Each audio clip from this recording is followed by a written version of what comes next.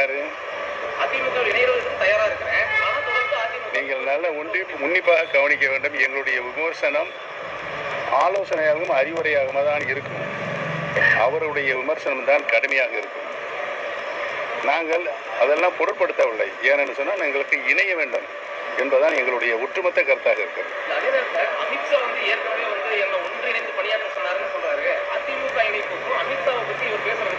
யார் சொன்னது? திமுக இல்லைங்க. அதாவது அன்றைக்கு இருக்கிற சூழ்நிலையில் திரு எடப்பாடி பழனிசாமியும் நாங்களும் தேசிய ஜனநாயக கூட்டணியில் அங்கமாக இருந்தோம். அதற்காகத்தான் என்னையும் திரு பழனிசாமி அவர்களும் திரு அமித்ஷா அவர்கள் கூப்பிட்டு பேசினார்கள். கூப்பிடும் போது ஒரு தேர்தலில் வியூகம் யாரெல்லாம் இணைந்திருந்தால் தம்பி யாரெல்லாம் இணைந்திருந்தால் வெற்றி பெற முடியும் என்ற ஒரு சாதகமான சூழ்நிலை எப்படி இருக்கிறது என்பதைத்தான் திரு அமித்ஷா சார் அவர்கள் சொன்னார்கள். அவர்கள் ஏற்றுக்கொள்ளவில்லை. அதனுடைய பலனை இன்றைக்கு அனுபவித்துக் கொண்டிருக்கிறார்.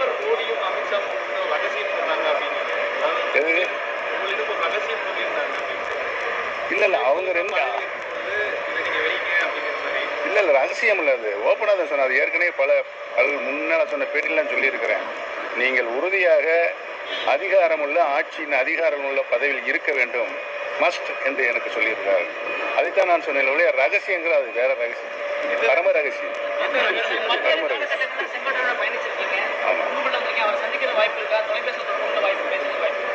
என்னை பொறுத்தவரையில் நான் இந்த இணைய வேண்டும் என்ற ஒத்த கருத்தோடு இருப்பவர்களிடம் தொலைபேசியில் பேசிக்கொண்டுதான் இருக்கிறேன்.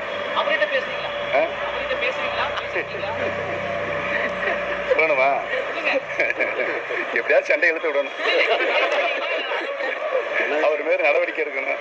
அதனால பல பிரச்சனைகள் உருவாகும். எந்த பிரச்சனை சொல்லுங்க? சேனல் எந்த சேனல்? நீங்க இல்லை ஒருங்கிணைக்க உறுதியாக நடந்துகிட்டு இருக்கு. சில பிரச்சனைகளையும் நான் சொன்னேன், சில ரகசியங்களை வெளியில் சொல்ல முடியாது. ஒருங்கிணைப்பதற்கு இணைவதற்கு தடையாக இருக்கு.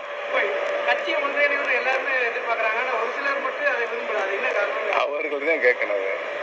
சுயநலம் தான், சுயநலம் தான். யாரு?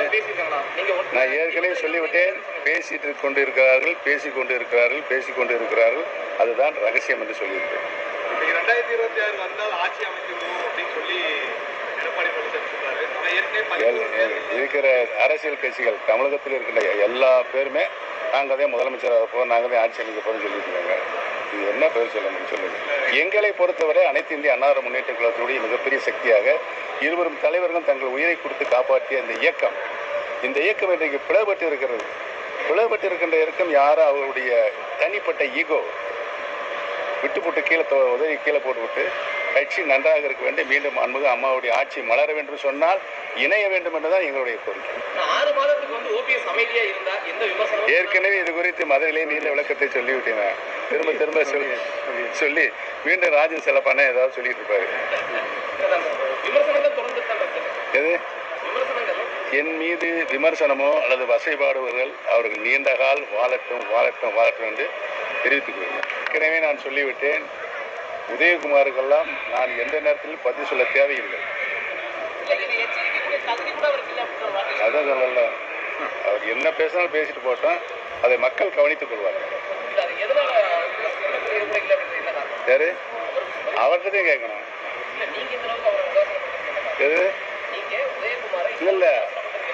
இல்லைங்க, அவர் பேசுகிற மொழியெல்லாம் எந்த மாதிரியான மொழிகள் என்பது உங்களுக்கு நன்றாக தெரியும்ல. அப்புறம் அவருக்கு நான் பதிவு சொல்லணும்.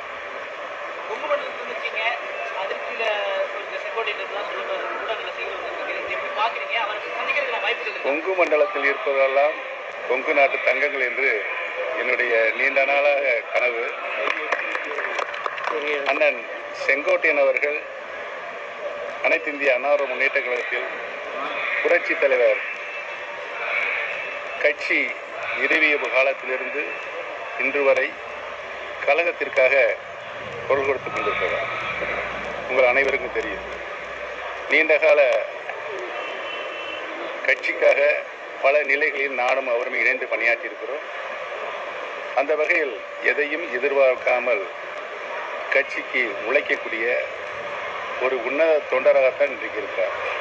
ஏற்கனவே திரு செங்கோட்டையன் அவர்கள் என்ன சொல்லியிருக்காங்கன்னா கட்சி வந்து ஒருங்கிணைப்பதற்கான நடவடிக்கைகள் மேற்கொள்ளப்பட்டு வருதுன்னு சொல்லி ஒரு தகவல் சொல்லியிருக்காங்க. யார் கட்சி ஒருங்கிணைப்பதற்கான நடவடிக்கைகள் எடுக்கப்பட்டு வரதா வந்து செங்கோட்டையன் சொல்லியிருக்காரு. இப்போ வந்து அவர் வந்து ஒதுக்கிக்கப்படுறதா ஒரு தகவல் கட்சி இணைக்கிறதுக்கான நடவடிக்கைகள் ஏதாவது ஈடுபட்டு கட்சி இணைய வேண்டும் என்று அனைவருடைய கருத்தாகவும் இருக்கிறது. இன்றைக்கு அனைத்து இந்திய அண்ணா முன்னேற்ற கழகத்தினுடைய புரட்சித் தலைவர் புரட்சித் தலைவி மாண்புமிகு அம்மாவுடைய விசுவாசமிக்க தொண்டர்கள் அனைவரும் கட்சி இணைய வேண்டும் என்று தான் நினைக்கிறார்கள்.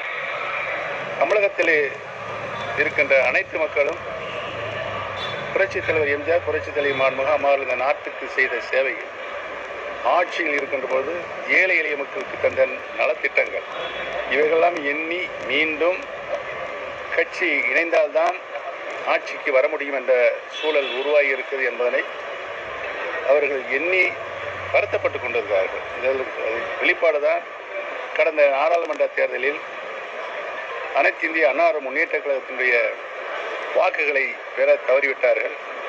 உங்களுக்கு தெரியும், 7 தொகுதிகளில் டெபாசிட் தொகை இழக்கப்பட்டிருக்கிறது. 13 தொகுதிகளில் 3ஆம் இடம் சென்றிருக்கிறார்கள். கன்னியாகுமரி நடந்தது நாடாளுமன்ற தேர்தல், சட்டமன்ற தேர்தல் எங்களுக்கு வாக்கு வெற்றி பெற்ற காங்கிரஸ் உறுப்பினர் பெற்றிருக்கிறார். அதிமுக என்று சொல்லிக் கொண்டிருப்பவர் வெறும் 5000 வாக்குகள் பெற்றிருக்கிறார். இதிலிருந்து மக்களுடைய ஆதரவு யாருக்கு இருக்குது என்பது தெளிவாக தெரிகிறது. அனைத்து இந்திய அண்ணா முன்னேற்ற கழகத்தினுடைய தொண்டர்களின் உரிமையை மீட்கின்ற குழுவாக செயல்பட்டுக் கொண்டிருக்கின்ற நாங்கள் தேசிய ஜனநாயக கூட்டணியில் இடம்பெற்று புரட்சித் தலைவர் காலத்திலிருந்து இன்று வரை இருக்கின்ற அனைத்து இந்திய அண்ணா முன்னேற்ற கழகத்தினுடைய விசுவாசமிக்க தொண்டர்கள் எங்கள் பக்கம்தான் இருக்கிறார்கள், மக்களும் எங்கள் பக்கம்தான் எங்களுக்கு ஆதரவு வந்து கொண்டிருக்கிறார்கள் என்பதை நிரூபிப்பதற்காகத்தான் ராமநாதபுரம் சட்டமன்ற தொகுதியில் நான் போட்டியிடுகின்ற ஒரு சூழல் ஏற்படுத்தப்பட்டது. அந்த தொகுதியில் உங்களுக்கெல்லாம் தெரியும் யாரெல்லாம் எப்படியெல்லாம் என்னை தோற்கடிப்பதற்கு என்னென்ன சதி சூழல் இதெல்லாம் உருவாக்கினார்கள் என்பதெல்லாம் தெரியும். இவைகளெல்லாம் மீறி சுயேட்சை சின்னம் 22வது சின்னம் 2வது மிஷின் பதிவான வாக்குகள் 10 லட்சம் வாக்குகள், அதில் 3,42,000 வாக்குகளை மக்கள் எனக்கு வாக்களித்திருக்கிறார்கள். பதிவான வாக்குகளில் 33% எனக்கு வாக்களித்திருக்கிறார்கள். இதிலிருந்து மக்களும் தொண்டர்களும் எங்கள் பக்கம்தான் இருக்கிறார்கள் என்பதை நாங்கள் நிரூபித்திருக்கிறோம்.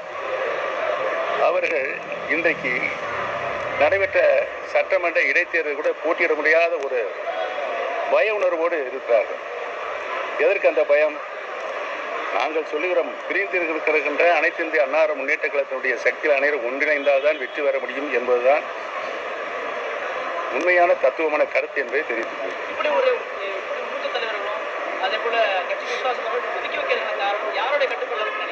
யார் எது? அந்த தலைமை தான் இதற்கு பதில் சொல்ல வேண்டும்.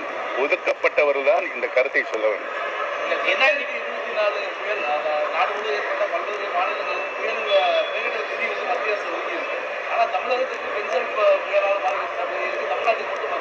ஒரு அளவுகோல் இருக்கிறது.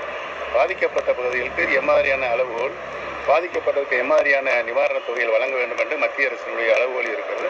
அந்த அளவுகோலின்படி பாதிக்கப்பட்ட எந்த மாநிலமாக இருந்தாலும் பாரதிய ஜனதா கட்சி நிதி ஒதுக்கப்பட்டது. பொதுவாக இருந்து பாருங்க. நான் ஏற்கனவே இது குறித்து பதிலளித்து விட்டேன். புரட்சித் தலைவர் பேரறிஞர் அண்ணா அவர்களும் தமிழகத்தில் ஏற்றுக்கொள்ளப்பட்ட மொழிக் கொள்கை இருமொழிக் கொள்கை தான் என்று சட்டமன்றத்திலே தீர்மானம் நிறைவேற்றி டெல்லி பட்டணத்துக்கு அனுப்பியிருக்கிறார்கள். புரட்சித் தலைவர் எம்ஜிஆர் அவர்களும் இருமொழிக் கொள்கைதான் என்று சட்டமன்றத்தில் தீர்மானம் நிறைவேற்றியிருக்கிறார்கள். தொடர்ந்து மாண்புமிகு அம்மா அவர்களும் சட்டமன்றத்தில் தீர்மானமாக நிறைவேற்றி எங்களுடைய கொள்கை இருமொழிக் கொள்கைதான் என்று தீர்மானம் நிறைவேற்றி அனுப்பியிருக்கிறார்கள். நானும் முதலமைச்சராக இருக்கும்போது சட்டமன்றத்தில் தெளிவாக குறிப்பிட்டு பேசியிருக்கிறேன். திராவிட இயக்கத்தினுடைய வரலாறுகள்லாம் சொல்லி, ஒரு மொழிப்போர் 1965 நடந்ததெல்லாம் சொல்லி, அன்றைக்கு துடைத்தெறியப்பட்ட காங்கிரஸ் என்பதெல்லாம் சொல்லி எங்களுடைய உயிர் மூச்சாக இருக்கின்ற இருமொழிக் கொள்கை தான் எங்களுடைய கொள்கை என்று சொல்லியிருக்கிறேன். எந்த நிபந்தனையும் தயார் சொல்றாரு. ஆனாலும் அதிமுக குறித்து தொடர்ந்து விமர்சனமாக தான் அவர் வச்சுட்டு இருக்காரு. யாரு அதிமுக இணையர்களுக்கு தயாரா இருக்கிறேன். ஆனா தொடர்ந்து அதிமுக நீங்கள் நல்ல உன்னிப்பாக கவனிக்க வேண்டும். எங்களுடைய விமர்சனம் ஆலோசனையாகவும் அறிவுரையாகவும் தான் இருக்கும். அவருடைய விமர்சனம் தான் கடுமையாக இருக்கும்.